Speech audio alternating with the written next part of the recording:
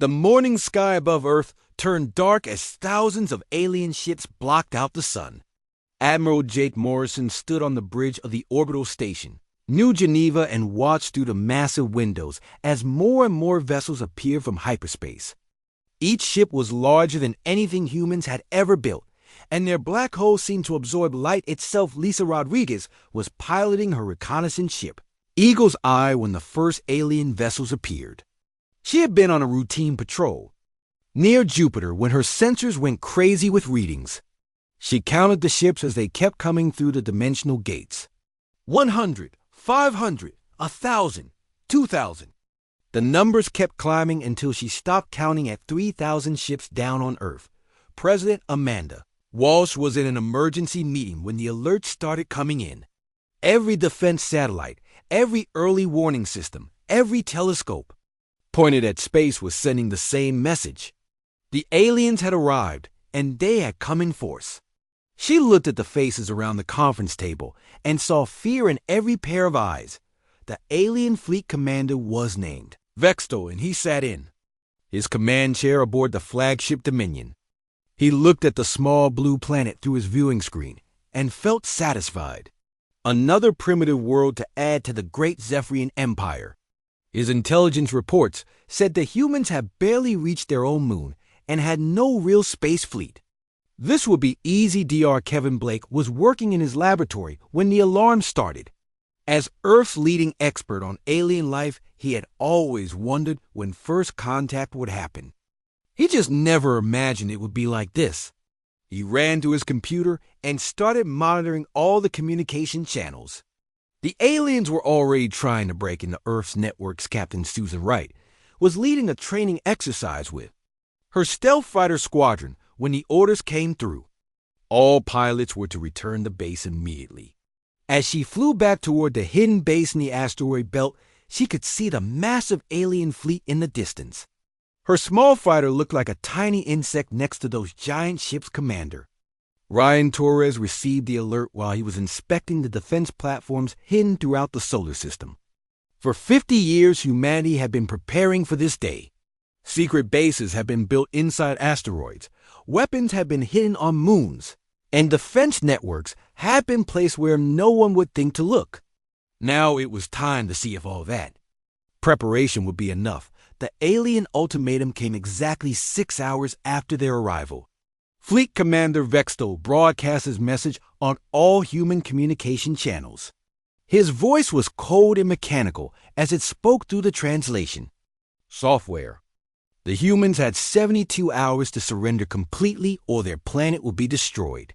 There would be no negotiation and no second chances. Major Tony Russell was commanding ground forces in North America when the message came through. Looked at his soldiers and saw determination instead of fear. These men and women had trained their entire lives for this moment. They knew the aliens expected humans to panic and surrender. They were about to learn how wrong they were. President Walsh stood before the United Earth Council just hours after the alien ultimatum arrived. Representatives from every nation on Earth had gathered for this emergency session. She looked out at the assembled leaders and spoke with a steady voice. Earth would not surrender to alien invaders. Humanity would fight for their freedom, no matter what the cost. Dr. Patricia Evans was deep underground in a secret research facility when the invasion began. She had spent years studying theoretical alien technology, and now she would have a chance to see the real thing. Her job would be to analyze any alien equipment they could capture and find ways to use it against the invaders. The Zephyrian Empire had conquered over 300 worlds in the past 1,000 years. Their method was always the same. Arrive with overwhelming force, demand surrender, and crush any resistance quickly and completely. No species had ever been able to stand against their massive fleets. Humans would be no different. Lieutenant Colonel Brad Johnson was coordinating the hidden orbital defenses when the alien ships began moving toward Earth. The defense platforms had been disguised as space debris for decades. Solar panels looked like asteroid fragments, and weapon systems were hidden inside fake communication satellites. The aliens had no idea what was waiting for them. Fleet Commander Vexto studied the intelligence reports about humanity one more time. The humans had primitive chemical rockets and basic nuclear weapons. They had only recently developed fusion power, and their computer systems were centuries behind Zephyrian technology. Their population was scattered across only one world with a few small colonies on nearby planets. This conquest would take less than a week. As the alien fleet moved closer to Earth, Admiral Morrison gave his final orders to all human forces throughout the solar system. They would not fire the first shot, but they would be ready when the shooting started. Hidden bases powered up their weapons, stealth ships prepared for combat, and ground forces took their positions. Humanity was about to show. The galaxy what they were made of, the countdown to war had begun, and neither side fully understood what they were about to face. The Zephyrians expected another easy victory over a primitive species. The humans knew they were outgunned and outnumbered, but they had advantages the aliens could never imagine. In 72 hours, the galaxy would learn why Earth was different from every other world the Zephyrian Empire had ever conquered. The alien attack began exactly 72 hours after their ultimatum expired. Fleet Commander Vextal ordered his ships to move into attack formation and begin the bombardment of Earth's major cities. He expected the humans to surrender within hours once they saw the power of Zephyrian weapons.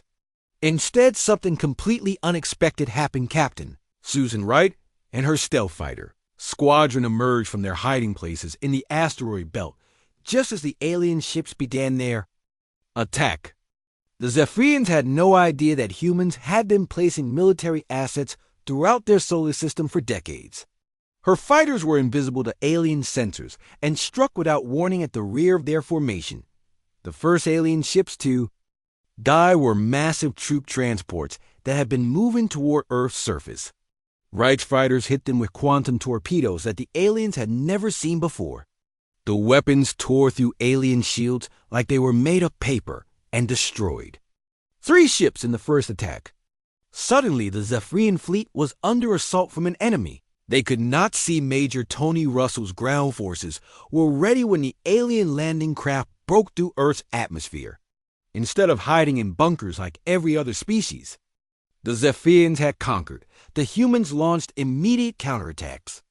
Russell's soldiers used portable missile launchers to shoot down alien craft before they could land their troops. Aliens who did make it to the ground found themselves fighting an enemy unlike anything in their experience. Human soldiers did not form neat battle lines or fight from fixed positions. They appeared from nowhere, struck hard and fast, then disappeared before the aliens could respond. Every human seemed to be thinking independently and making decisions without waiting for orders. Dr. Patricia Evans got her first look at alien technology when Wright's fighters brought back wreckage from the destroyed ships. She was amazed to discover that while Zephyrian weapons were more powerful than human technology, their computer systems were actually less advanced. The aliens used artificial intelligence, but it was rigid and predictable compared to human. Adaptive Systems Lieutenant Colonel Brad Johnson activated the hidden defense platforms throughout the solar system as soon as the shooting started. Weapons that had been disguised as communication satellites began firing on alien ships. Solar collectors that looked like space debris turned out to be massive energy weapons. The Zephyrians found themselves under attack from directions they had never considered. Fleet Commander Vextal watched in growing alarm as his invasion force came under assault from weapons and tactics his intelligence reports had never mentioned. Human fighters appeared and disappeared like ghosts. Ground forces that should have been cowering in terror were launching coordinated attacks on his landing parties. Hidden weapons were firing from all over the solar system. The most disturbing thing was how quickly the humans adapted to alien technology. Dr. Evans and her team were already reverse engineering captured Zephyrian weapons and finding ways to improve them. Human engineers took alien shield generators and made them more efficient. Human computer experts cracked alien encryption codes in hours instead of the years it should have taken. Commander Ryan Torres coordinated the defense of Earth's orbital stations while also managing attacks on alien supply ships. The humans had learned that the Zephyrian fleet depended on regular supplies from their home worlds. Torres sent stealth ships to attack the alien supply lines and cut off their reinforcements captain. Lisa Rodriguez was flying reconnaissance missions deep behind enemy lines when she made an important discovery. The alien ships all used the same communication protocols and command structures. If humans could find a way to disrupt those communications, they could throw the entire enemy fleet into chaos. Admiral Jake Morrison realized that humanity's greatest advantage was not their technology, but their ability to think creatively under pressure. Every human commander was making independent decisions and adapting their tactics in real time. The aliens seemed to follow rigid plans that did not change, even when those plans were. Clearly failing Dr. Kevin Blake was monitoring alien communications when he noticed something strange. The Zephyrians were requesting new orders from their command ship much more often than necessary. It seemed like individual alien commanders could not make decisions on their own. This gave Blake an idea for a new type of attack president, Amanda. Walsh was coordinating the global defense effort when reports started coming in from all over the world. Human forces were not just holding their ground against the alien invasion, they were actually winning battles. Cities that should have fallen in hours were still fighting back after days of combat. The turning point came when Dr. Evans figured out how to use captured alien technology to hack into the Zephyrian communication network. Human computer viruses began spreading through the alien fleet's computer systems. The viruses did not destroy alien ships, but they disrupted their coordination and made their weapons less accurate. Major Russell's ground forces had learned to use alien weapons better than the aliens themselves. Human soldiers were carrying Zephyrian energy rifles and using alien vehicles to attack other alien forces. The invaders found themselves being defeated by their own technology in the hands of human. Warriors Fleet Commander Vexto sent an urgent message back to the Zephyrian High Command asking for reinforcements and new strategies. He admitted that the intelligence reports about human capabilities had been completely wrong. The humans were not a primitive species that could be easily conquered. They were adapting and learning faster than any enemy the Zephyrians had ever. Face Captain Wright's stealth fighters had destroyed over 50 alien ships without losing a single human pilot. Her success came from using tactics that the aliens could not predict or counter. She attacked from impossible angles, used the enemy's own formations against them, and never fought the same way twice. The first week of the invasion ended with the Zephyrian fleet in retreat to the outer edges of the solar system. They had lost hundreds of ships and thousands of soldiers. Worse than the military losses was the psychological impact. For the first time in their history, the mighty Zephyrian Empire had been defeated by a supposedly inferior species, as the alien fleet reaped and waited for reinforcements. Human forces throughout the solar system prepared for the next phase of the war. They had proven that Earth would not be an easy conquest, but the real battle was just beginning. General Karen Miller took command of the Jupiter defensive line just as Zephyrian reinforcements began arriving from deep space. The alien fleet had grown to over 5,000 ships, and they were moving with new determination toward the inner solar system. Miller's job was to stop them at Jupiter, using resources the aliens knew nothing about. The gas giant's moons had been secretly militarized for decades. Europa contained massive underground shipyards that had been building human warships in secret.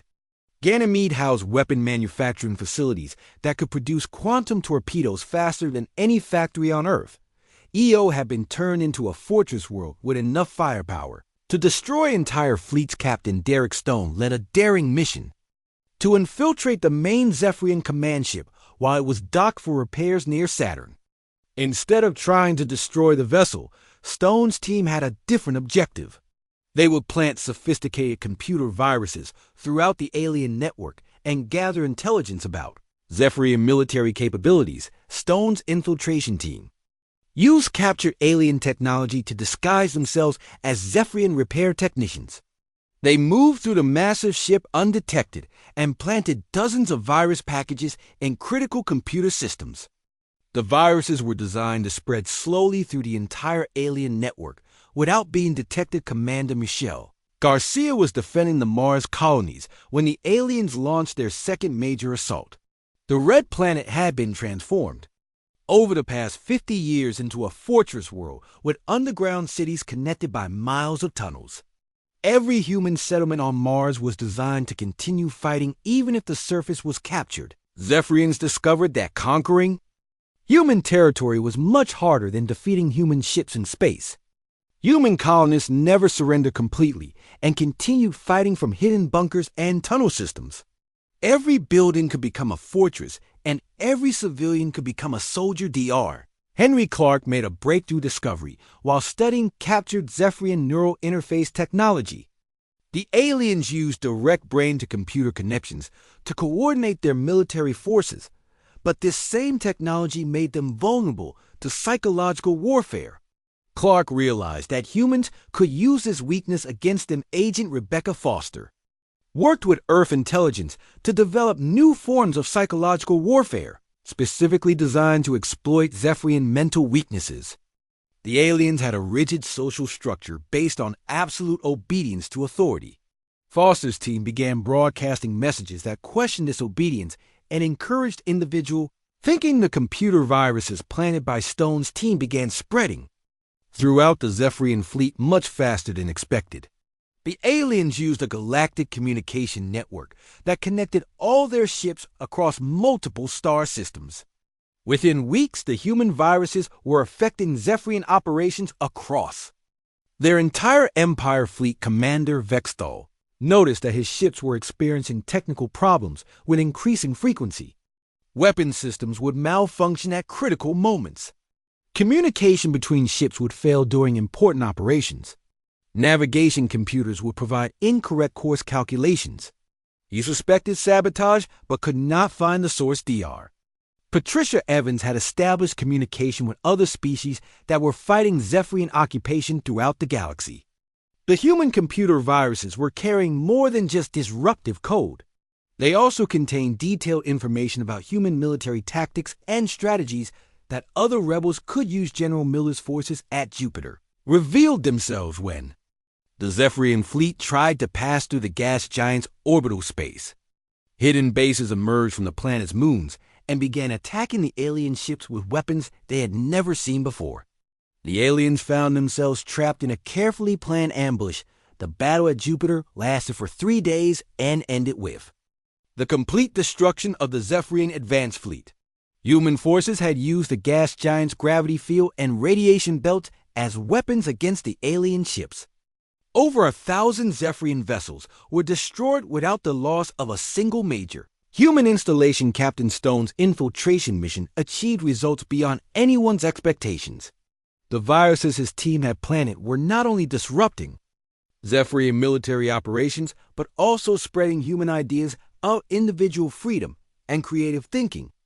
Alien crew members were beginning to question orders and make independent decisions. Commander Garcia's defense of Mars became a textbook example of human military innovation. Her forces used the planet's underground tunnel systems to launch surprise attacks on alien ground forces. Human soldiers would appear behind enemy lines, strike hard, then disappear underground before the aliens could respond. Dr. Clark's psychological warfare research produced weapons more effective than any physical technology. His team developed neural disruption fields that could broadcast directly into Zephyrian brain implants. The aliens began experiencing doubt, confusion, and independent thoughts for the first time in their lives. Agent Foster's propaganda broadcasts were being received by Zephyrian ships throughout the galaxy.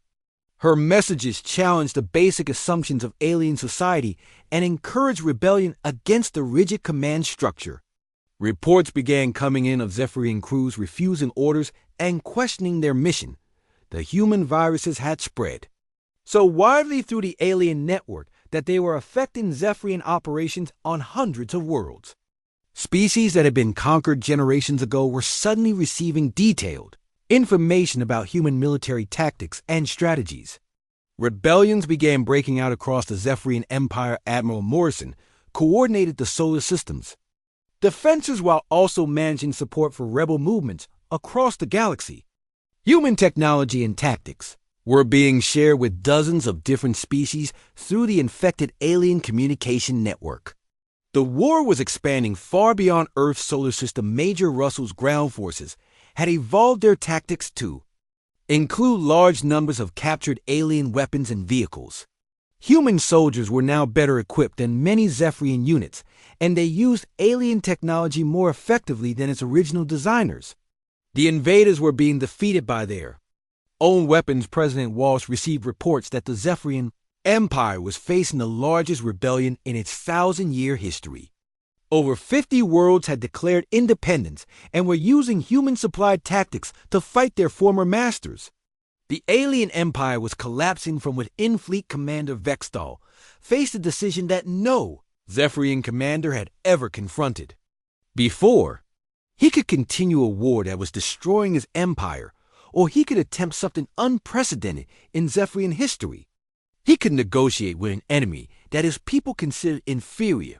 The third month of the war ended with human forces in control of their entire solar system and Zephyrian rebels fighting throughout the galaxy. What had started as an invasion of Earth had become a galactic war for freedom.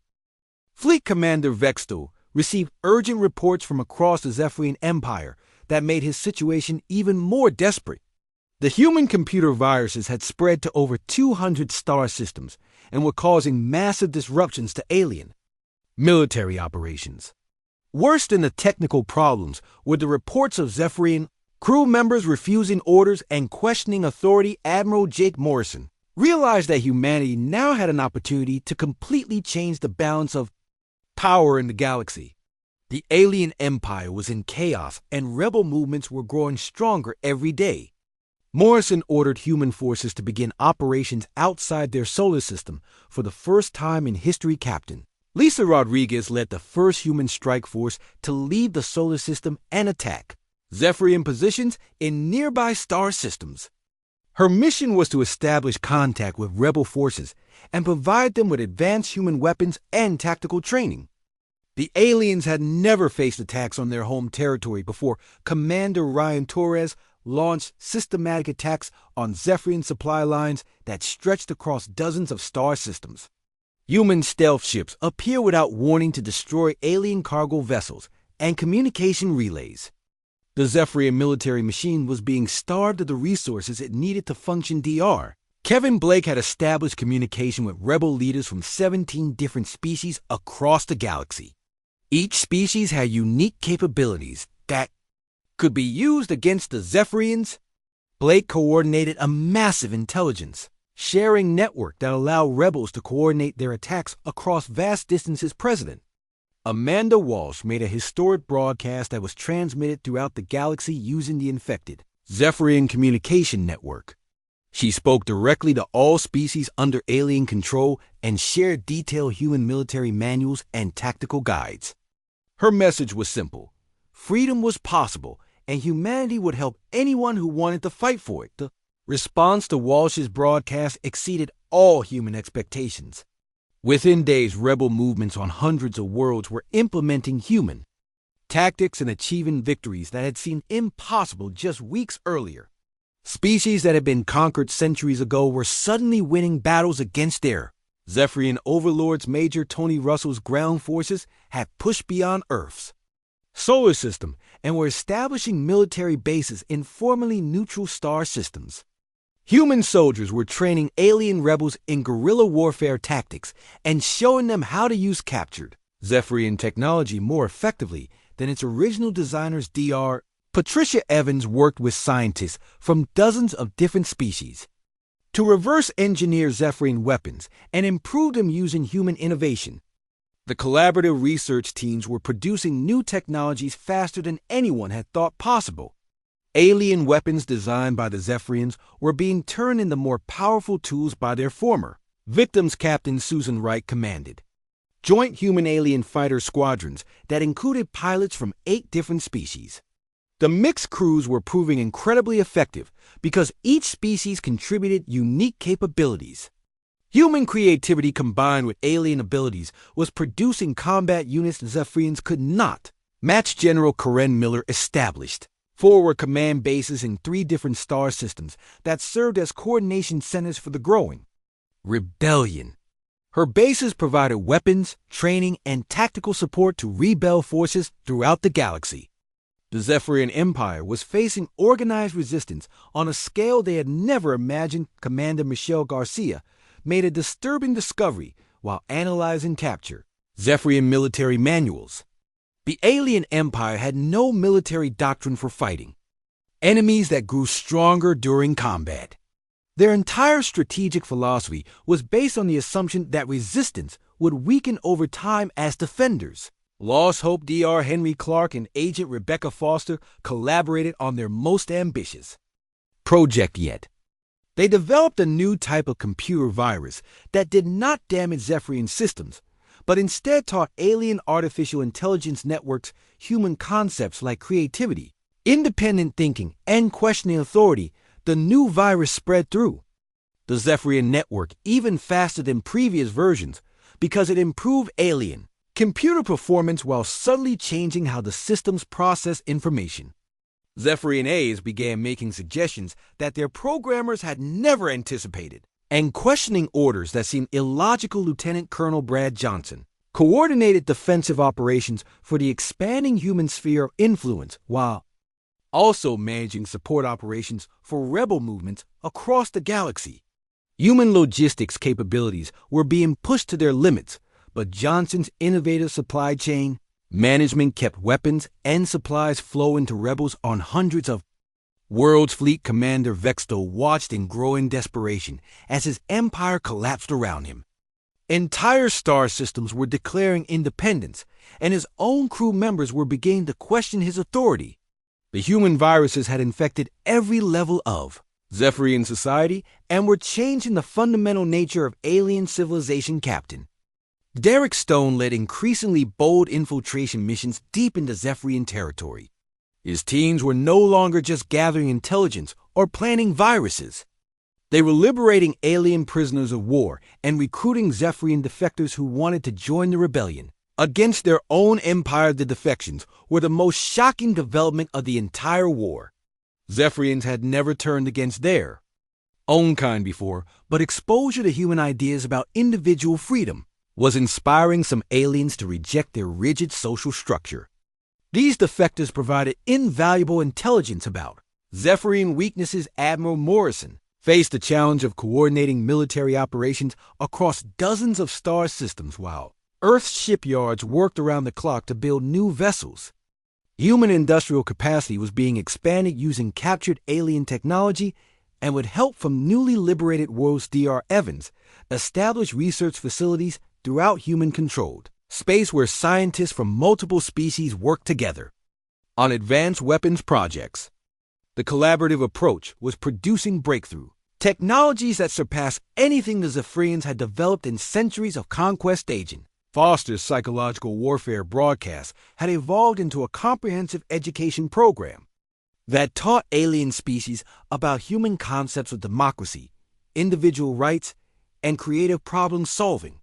The ideas were spreading faster than any military conquest and proving more effective than traditional weapons. The Zephyrian Empire's thousand-year reign was ending not through military defeat, but through fundamental transformation.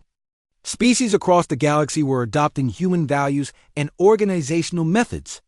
The rigid hierarchies that had defined alien civilization for millennia were crumbling. President Walsh received reports that over 300 worlds had declared independence from the Zephyrian Empire and were requesting membership in a new galactic federation based on human principles of cooperation and mutual respect.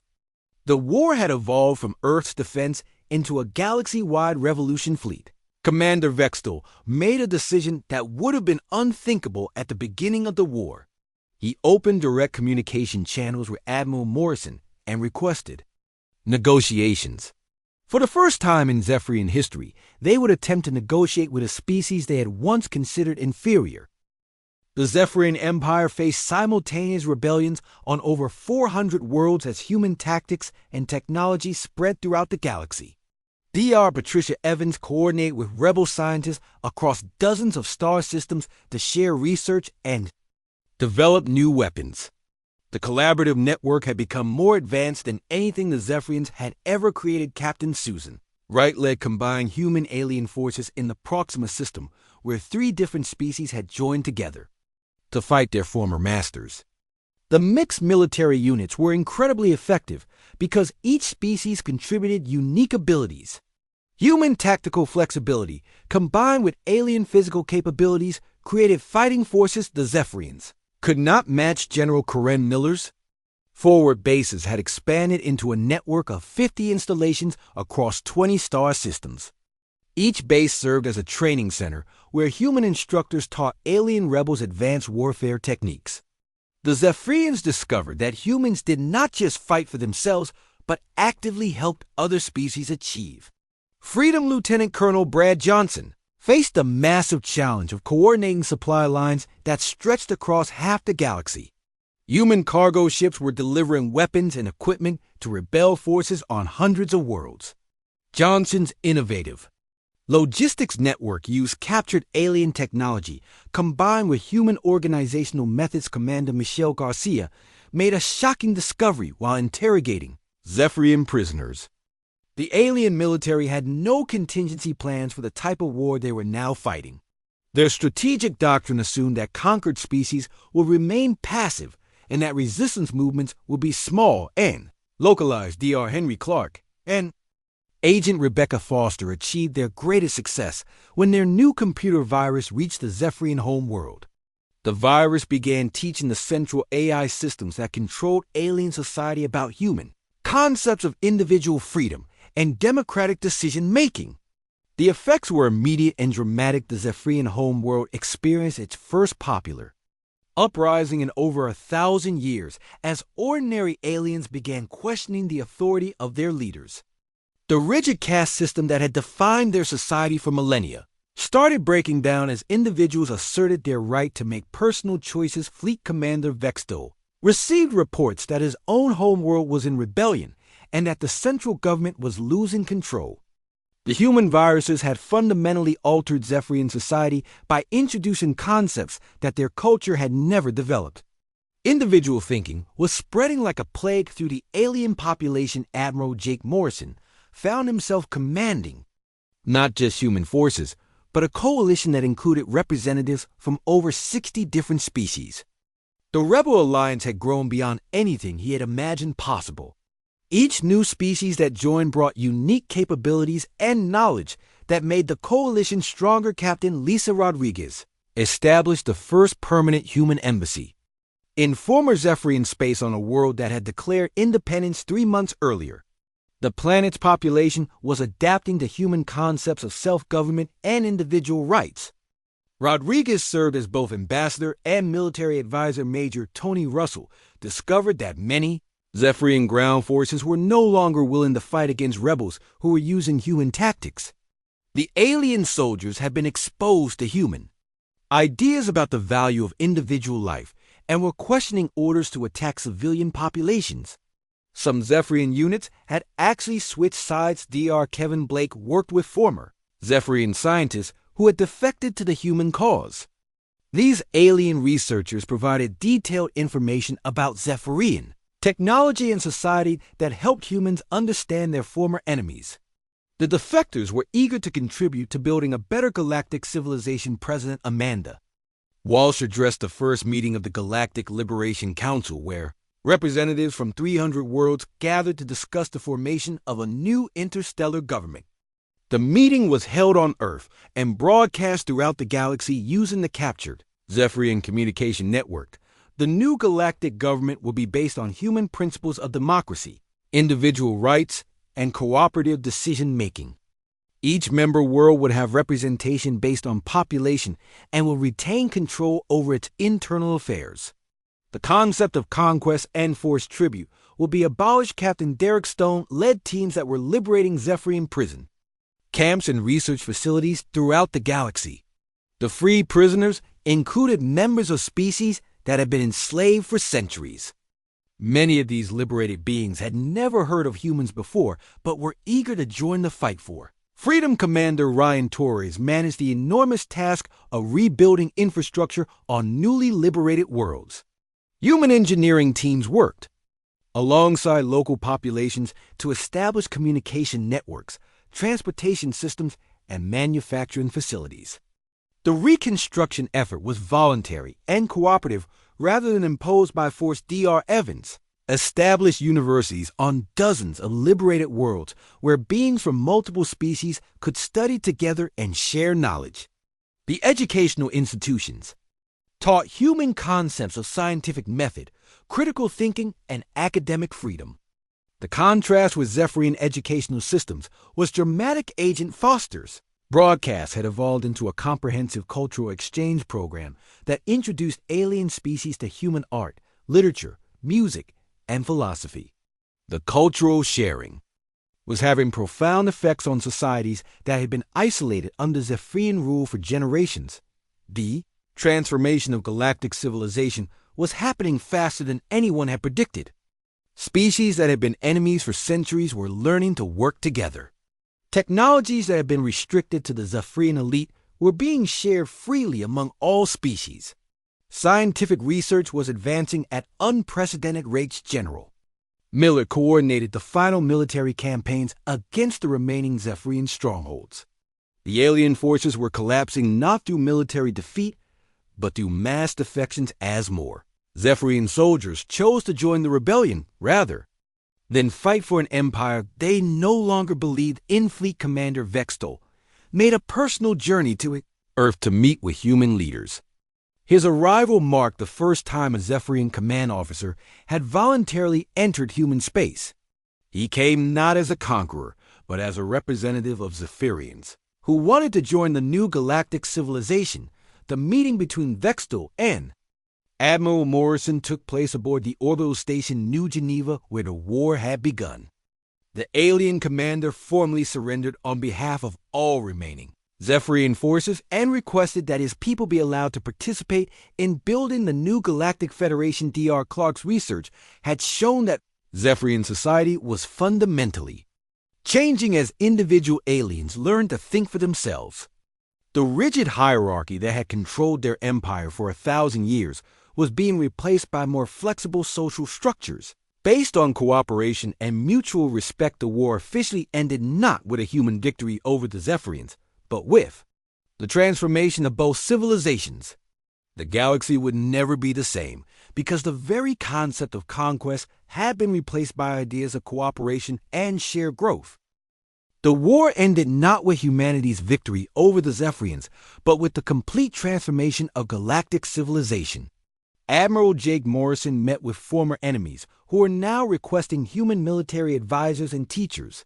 The concept of invasion had become as obsolete as the rigid hierarchies that once defined alien society. Captain Derek Stone established the first human embassy in what had once been the heart of the Zephyrian Empire.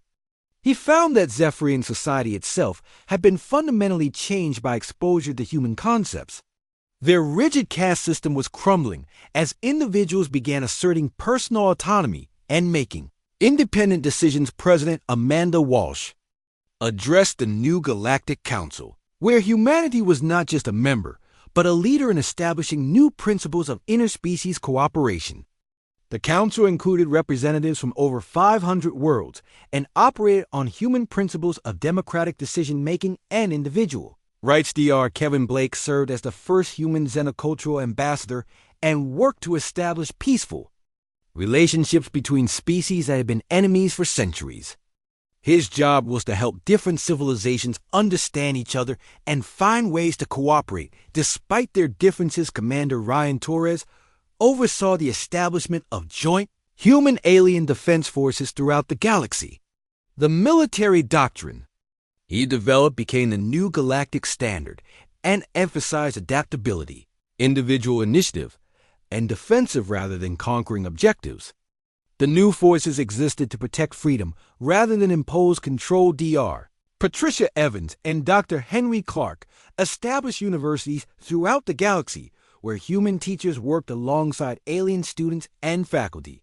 The concept of interdisciplinary cooperation and academic freedom spread rapidly as beings from different species learned to work together on scientific research. Former Zephyrian Empire had become a federation of free worlds where each member species retained control over its own affairs while participating in galactic cooperation.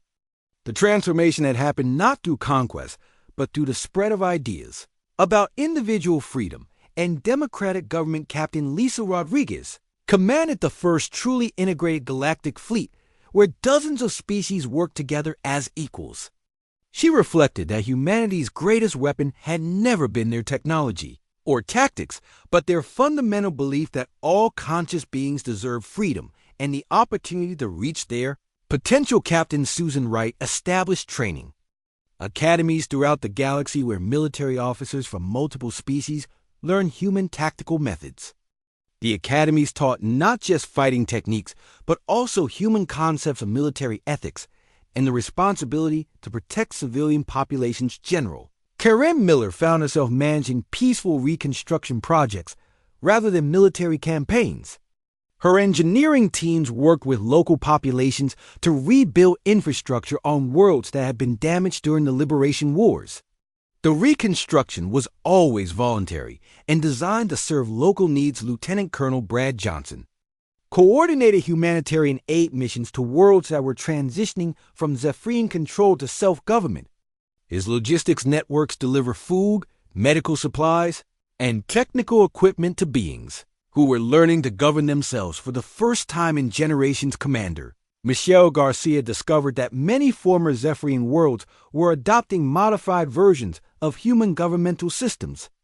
Each species adapted democratic principles to fit their own cultural values and social structures.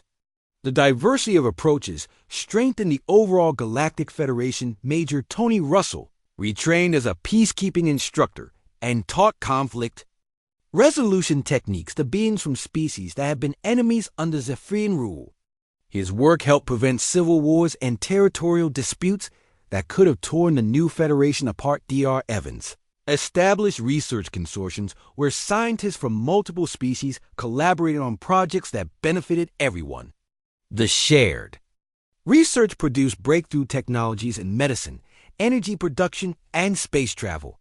Scientific advancement accelerated because knowledge was freely shared rather than hoarded. Agent Rebecca Foster worked to preserve and celebrate the cultural diversity of galactic civilization while also promoting understanding between different species. Her cultural exchange programs helped beings appreciate differences while finding common ground in shared values of freedom and cooperation. Fleet Commander Vexto had become one of the most effective advocates for Galactic Federation principles among his own people. He traveled throughout former Zephyrian space explaining how individual freedom and democratic cooperation produced better results than rigid hierarchy and forced obedience. Galaxy had learned that conquest was not just morally wrong, but also practically inferior to cooperation. Species working together voluntarily achieved more than any empire based on force and control. The Zephyrian model of civilization had been completely discredited. Admiral Morrison served as the first commander of the Galactic Defense Force, which existed to protect member worlds from external threats and internal conflicts.